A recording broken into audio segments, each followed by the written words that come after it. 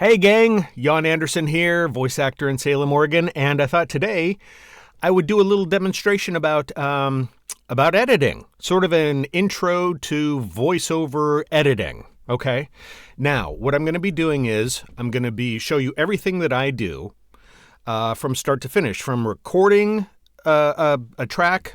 A spot in this case. I've got a little spot that I brought up from Ace Hardware, little commercial. I'm going to record that and I'm going to edit it right here for you so that you can see my process. Okay? So let's get to it. Okay, here we go. And as you'll see, I'm resplendent in my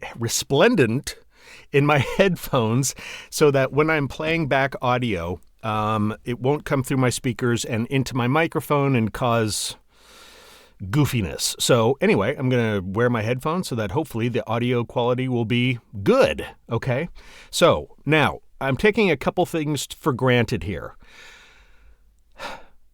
This is everything I do, and you can follow these same steps, and make tweaks of your own. I'm working in Audacity, and but the concepts that I'm working with here pretty much can be used across the board in all the various recording software that is out there. I've always used Audacity. I've tried others and I've worked with them a little bit, but I'm just faster with Audacity, so I just come back to it. It does everything I need and more. So what I'm going to do is as I said, I'm going to take for granted that you are already recording in a well-treated, acoustically treated environment, and that you're using good audio quality gear, good quality stuff. Because frankly, a big part of the whole editing process is just recording nice sounding audio to begin with, good sounding raw audio. That goes a long way. It saves so many steps and so many headaches if your audio is pretty good just right out of the box, before you even get to any editing or any tweaking, processing, that kind of thing. So what I'm going to do is I'm going to go ahead and hit record here, and I'm going to go ahead and record a little script. I'm also going to make sure that I'm speaking at the volume that I will be. Look up here at the microphone, the recording meter here, and I want to make sure that most of my peaks are not going over -6, and it looks like I'm in pretty good shape here. I'm coming up above -12, but that's about it, and that's fine. That's fine. You want to record at a good, solid amplitude, but you don't want to be blasting close to 0 decibels. Okay, so let me record this script, and then we'll have at it. Okay, here we go. Spring is in full bloom, and it's time to tackle those outdoor projects. Whether you're planting a garden, staining the deck, or just giving your yard a little love, Ace is the place with the helpful hardware folks. We've got the tools, the tips, and the local advice to help you get it done right. Stop by your neighborhood Ace today, because around here, help isn't just a promise, it's personal. Okay. Okay, so obviously I goofed up. And so I stopped. I'm going to stop this recording now. And I'm going to enlarge this so we can get a better view of it. And you probably heard me stop, and then I went, that tells me, for some reason I wanted to say local, what was it? I wanted to say your local Ace Hardware, but the script was neighborhood. For some reason, my mind does that. It edits on the fly, even if it's completely incorrect. So I've got to watch for this kind of thing. Okay, so what I did there was I knew I made a mistake, so I stopped. I made that noise right there. It does two things. Mostly, it sends up this double spike in the waveform. Let me zoom in a little bit there. How I'm zooming in and out right there is I'm just holding down the control key and using the scroll wheel on my mouse. Okay. So anyway, I throw this up there, and that shows me, I can just see visually, I've got a problem there. So Before I go any further, I want to tell you about my 5 editing passes, okay? The first one is to remove all the known errors that I made. Here's one right here. I knew I made that error.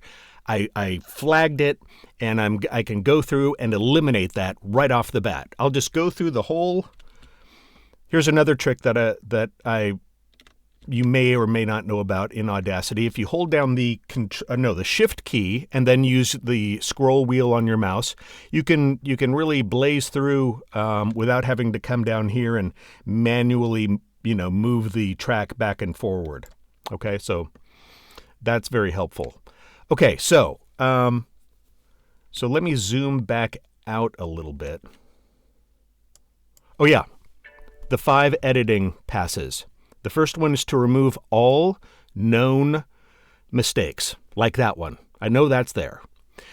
Now, I'll come back again, and for that, I just scroll right through. I just scroll until I see one of those things. What's that? And then we'll have at it.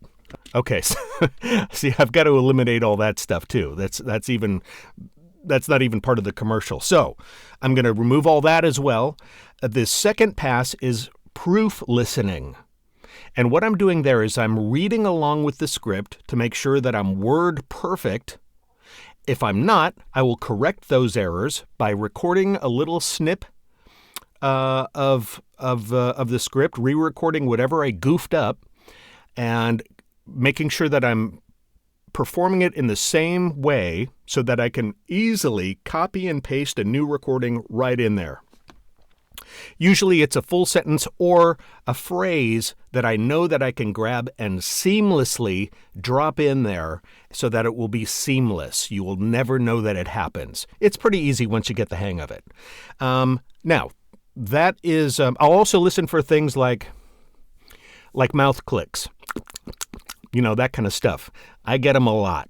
And so I will treat those. Usually I'll spot treat those with a declicker tool in Audacity and any other audio problems that I'm hearing. If maybe a car passed that I wasn't aware of while I was recording, maybe I'll have to re-record part of a sentence or a full sentence there too and copy and paste that into my track. Okay. Let's see. The third step is what I do is I adjust the volume of all of my breaths. I don't eliminate breaths unless I have to. But frequently, I will reduce, or pretty much all the time, I will reduce the volume of my breaths by about 13 decibels. So I'll adjust the amplitude by minus 13 of all of my breaths. And of course, I'll show you how I do that. The next thing, I also do that to the head end and the tail end of all of the tracks, just so that it's nice and quiet going in. I leave about half a second or so, maybe 3/4 of a second of room tone or quiet tone at the head and tail of every track that I have, okay? Then, after I've done that, things are pretty cleaned up, and then I'll do some additional processing steps, which usually just have to do with amplitude. I'm using things like the amplitude tool, normalizing or a limiter or things like that, sometimes in combination, sometimes together, to bring things up to around minus 3 decibels to turn into my client, whether it's for an audition or for actual work, okay? Then, once I've got everything done processing-wise, then I'll render either a WAV file, which is pretty much 90% of the time, or sometimes it's an MP3. And I'll show you how to do that as well. I'll show you how that's done in Audacity. So the first thing that is a good thing to always do is to make a copy of this whole track. And I just did that by right-clicking, hitting and highlighting the whole track. I'll do it again. Double-click, right-click, copy, and then I'll just click down below this. You want to right-click, add mono track, right-click again, and paste. There. Now, I'm just going to bring that one up, bring this one down, because what we're going to be doing here is we're going to be working with this track here, this copy. We're going to save this one just in case we need it, because that's the raw audio. That's got everything we want. or everything. That's the whole thing. That's the whole shooting match right there. This section is a copy, and we'll do all of our processing on this one, okay? So first of all, and then we'll have at it. I'm going to find the point at which we've got the tools. Spring is in, okay, there it is. So I'm going to take everything from here. This is just all my jibber jabber intro, and I'm going to delete it. So now we just have the commercial recording. All right. Now you see in Audacity, for whatever reason, they've got, unless you just adjust this just the right way, see how that line, that median line gets thicker and thinner? I like it to be thin. That way I can see if there are any little pieces of noise, like right there. It's part of a breath, I think. But anyway, I'll be reducing that when the time comes. So let's go back to our 5 processing steps. We've got our recording. It looks like I did peak a few times, but I'm not too concerned about that. I mean clip by that. Stop by your neighborhood. Stop by your local. Okay, that's where I goofed up. Stop by your local. Stop by your. So what I'm going to do is I'm just going to come in tight to that mistaken phrase, and it's right. So I'm coming right after my breath. See, there's the breath right there. And I'm going to come in right before I start speaking again and highlight all of this right until the pickup comes in. And I'm going to delete that. Done right. Stop by your neighborhood Ace today. There we go. That is done. I removed that mistake. Okay. Personal. Okay, now I'm just going to highlight the rest of this, my jibber jabber after I was recording, and I will delete that. Okay, now we've got just the recording. So now I'm going to delete this. Actually, what I'm going to do is I'm going to record a little room tone, a little quiet room tone. And I'm going to highlight approximately half a second or so, copy it, come back just before I start speaking, highlight and paste that room tone in there. Now, this is something that bugs me about the new version of Audacity. And this is that I haven't figured out how to get rid of this function yet, but in order to join these 2 clips, I have to right-click and click on this Join Clips function in order to just... Spring is in full bloom, in order to just have that become one. I don't know. It's new with the new version of Audacity. I'm recording this as of May 13th, 2025. I just got the new version of Audacity because I changed computers recently, so I'm still kind of getting used to the ins and outs of this version. So anyway, now let's proof listen to see if I'm just going to read along with the script. I'm not going to show the script, but I'm just going to proof listen. Okay, I'm listening for any mouth clicks or any other audio abnormalities or any other mistakes that I might have made. Okay. Spring is in full bloom, and it's time to tackle those outdoor projects. Whether you're planting a garden, staining the deck, or just giving your yard a little love, Ace is the place with the helpful hardware folks. We've got the tools, the tips, and the local advice to help you get it done right. Stop by your neighborhood Ace today, because around here, help isn't just a promise, it's personal. Okay, well, the audio isn't too bad. I didn't hear any bad mouth clicks or mouth noise. There might have been some, but I don't get too... Boy, I mean, if you try to make absolutely perfect sounding audio, then it's unnatural. And a big part of my sort of recording philosophy is to keep things sounding natural. So if you try to sterilize your audio, well, you're kind of getting away from natural sounding audio. And I don't think that's good. I think it sounds weird. I think it sounds mechanical, like when people like silence their breaths and things like that. It's weird. People breathe, you know? So anyway, let's move on to, let's see, step number 4. So we've removed all the known errors.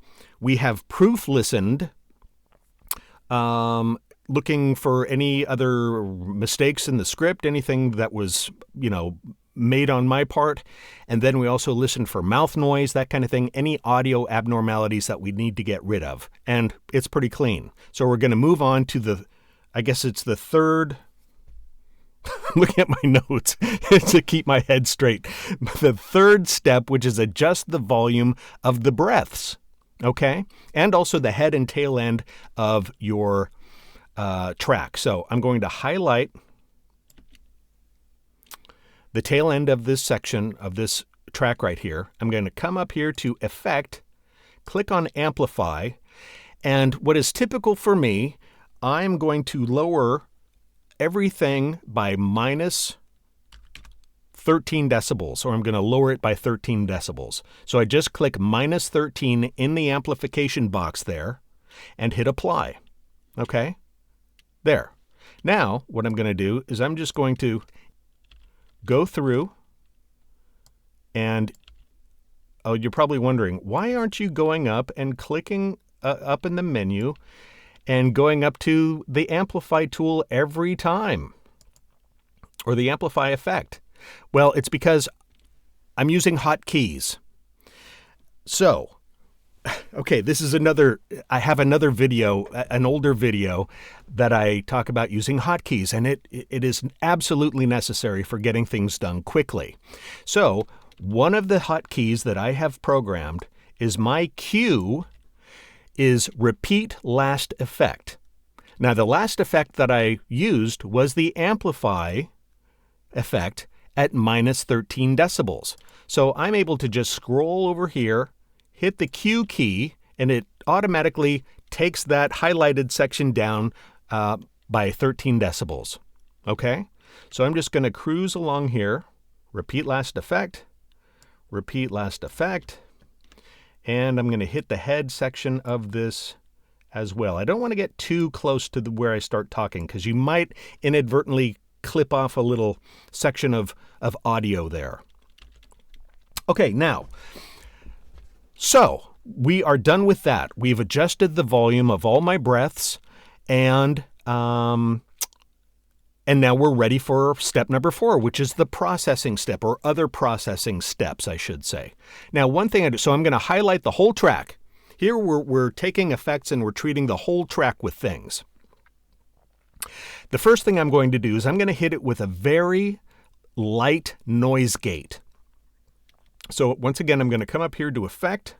I'm going to come down here just underneath there's Noise Gate.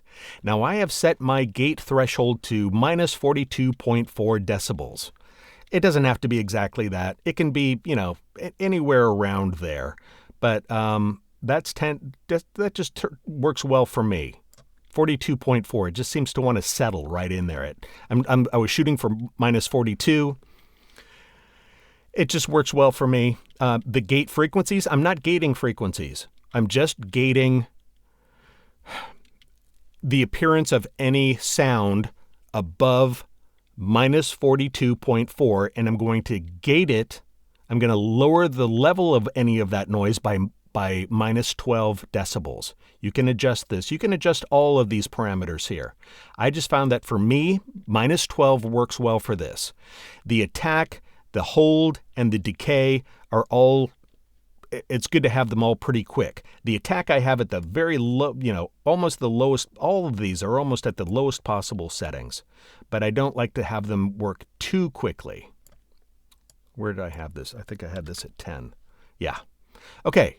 So feel free to use these same settings, play around with it, see if it makes a difference for you. But I'm intentionally just wanting this to be very light, because I have found that when you're using the Amplify tool to lower your breaths, sometimes you can hear the jump in amplitude between what was lowered and then coming back to the raw audio.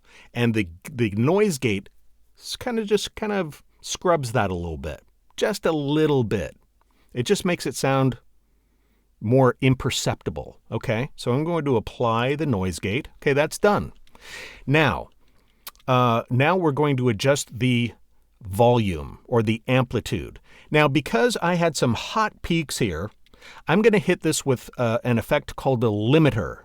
Now, I'm going to hit another hotkey that I have here. For me, the letter W brings up what's called a legacy limiter. I found the legacy limiter in the hotkey menu, and this one just works on gain. The regular limiter also works with compression, and I don't want to use compression. To me, that's too heavy-handed for most of my audio work. I just want to work with amplitude. So I have set my input gain to 0. Mono, right channel, just 0. But here's the important part right here. I want to limit all of the peaks here. A limiter, in this case, the limiter is affecting just the peaks of this track, the hottest portions of the audio. And I want to sort of normalize that, meaning that I'm going to make this adjustment so that the hottest points will be brought down to minus 4.6 decibels. Okay? Again, this hold for milliseconds, I just put 10 for no particular reason. I apply no makeup gain, and I use the soft limit version of this. It's a little more gentle with how it handles cutting off all those high peaks. So I like the soft limiter. Okay, so I'm going to apply this. Have a look at some of these peaks here, okay, and just see what happens. See how all those were brought down? Now, what happens is because everything was brought down, I can now adjust my amplitude up to minus 3, and everything will be brought up. Now I can adjust the volume of the whole track without having to worry about those really hot peaks limiting how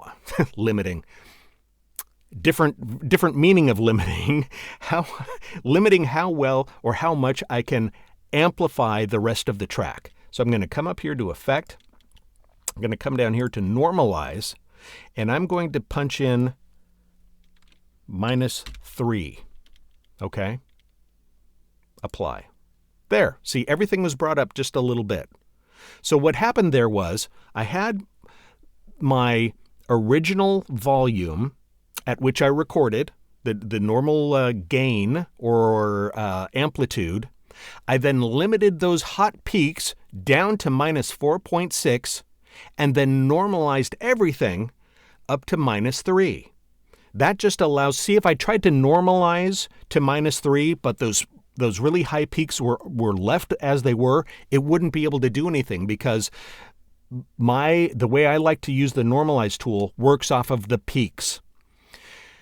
Another way to do this is to simply come up here to Effect, click on Amplify, and it will show you how much headroom you have until 0. And here it's 2.998 or minus 3. Okay? So, but I've already normalized it, so I don't need to do that again. Now let's have a listen and see how things sound now. Spring is in full bloom, and it's time to tackle those outdoor projects. Whether you're planting a garden, staining the deck, or just giving your yard a little love, Ace is the place with the helpful hardware folks. We've got the tools, the tips, and the local advice to help you get it done right. Stop by your neighborhood Ace today, because around here, help isn't just a promise, it's personal. Now there's a little click right here. Did you hear that? That little guy right there. Now I could do a couple things. I could delete it. Personal. But I'm not going to do that. I'm going to undo the delete. What I'm going to do is I'm going to see what happens when I use the declicker tool. So once again, I have a hotkey programmed for that, and I'm going to, hit that. Now, for this declicker tool, I don't mess with the settings. I just use it as is, all the default settings in place. So I'm going to hit apply. There, did you see that disappear? I should have, let me undo it. So this little guy right here, watch that when I hit declick. Now it's gone. Personal. Beautiful. That's all I wanted. Okay, now let's come back. I'm going to zoom back out, like so. And so now my track is ready to be rendered. Now, what you do is you come up here to File, scroll down to Export Audio. Now you can title your track. So what a lot of this depends upon your naming format or your naming convention for whoever you're sending this track to, whether it's for a client, whether it's for an audition, whoever. Sometimes they'll have a protocol by which to do this, but I'll just write Jan Anderson underscore test 1. Okay. And I'm going to call this a wave. What you can do here, you can also choose an MP3 file. You can choose all these other file formats, but I'm just going to use wave because that's what I use most of the time. Here are the sample rate and encoding information that you can assign to this track. Some people like different things. Some producers, various clients sometimes will want different things. Most of the time, people ask me for 44.1 and 16-bit. So that's what I'm going to configure this to here. Here's the export range. I'm just going to export the entire project. And since I've got this track soloed here, this is the only thing that will show up in that recording. And now, export. Now, that's done. Now to save this project, I'm just going to click up here. Save project before closing? Yes. Now, this comes up here, and I'm just going to start typing in what I've called this track already. So Jan Anderson underscore, and here it is. It just came up automatically. Now, I will remove the dot wave suffix there because I don't want to call this project a waveform. It's not. So I'm just going to delete that, hit save, and we're done. Okay? So, that's it. Now, there were some other things I wanted to tell you about. Okay, now that I've got my headphones off, feel better already. Some other things to think about would be, if you don't like Audacity, that's fine. Use the DAW that you like. Different people like different things. In terms of its functionality and the audio quality-wise, there really shouldn't be any difference. You're all working with digital recordings, and that is very super high, mega quality. The real difference comes in when you're interfacing with it, when you're working with it, how you get around the screen, how you get to your tools and things like that. That's very... that can really make a big difference. So use whatever you work best with, whether it's a paid program or a free one like Audacity or maybe Osin Audio. Use what works best for you. In terms of the steps that you take, there are many folks who like to use what's called stacks or pre-programmed rack of effects that you place on all of your recordings. I don't like to do that. I'm kind of a little bit more old school that way. I like to work. I like to get my fingers in there and play with the audio because I don't treat everything the same. And I don't trust that programs are going to treat my audio the way I want. For instance, how I work on the breaths of my audio. Sometimes minus 13 isn't the range that I'll use. Sometimes I'll use minus 15 if I want to take it down a little bit more. And this way I can do it manually. I like to get in there manually. And if you're quick, you can get it done pretty briskly, pretty quickly. And using things like hotkeys really speeds things along. Now, if I was to I've been blabbing a lot throughout this video and showing you different things, but if it was just me on my own, the time in which I would take to record and process the audio, edit, process, render the track, and send it, it would be probably 5 minutes, if that. It goes pretty quick. Practice makes perfect. The better you know your software, the better you know your steps, the more you know what to listen for to correct problems as they come up. The more in tune you are with your audio, the better things will be for you in the long run. And, this all just takes practice. I've been doing this for a long time. So, of course, I'm able to do it pretty briskly and show people how to do it. And that brings up another point. If you would like to have a session with me where I show you how to work with your audio, check the Calendly link in the description below. There is a session called Intro to VO Editing. And basically, I work with your audio, and over Zoom, I show you all the steps that I would take to process your audio so that it would be ready to go out to a client or a casting director or whoever, okay? So something to keep in mind. So I think that's about it. Let me just check my notes.